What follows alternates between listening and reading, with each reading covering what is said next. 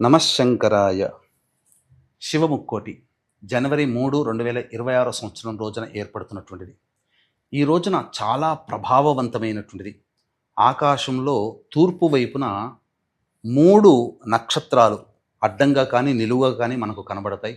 అది ఆరుద్ర నక్షత్రం. తెల్లవారుజామున 3 నుంచి 5:30 లోపల ఆ యొక్క నక్షత్ర మండలానికి నమస్కారం చేసుకొని శివాలయానికి చేరుకొని శక్తి క్షేత్రంలో కానీ అనగా జ్యోతిర్లింగ క్షేత్రం కానీ, ఎవరైనా సిద్ధులు ప్రతిష్ఠించిన శివాలయానికి కానీ, లేదా మామూలుగా ప్రతిష్ఠించిన శివాలయానికి ఈ రోజున ఉత్తర ద్వారం గుండా ప్రవేశం ఉంటుంది.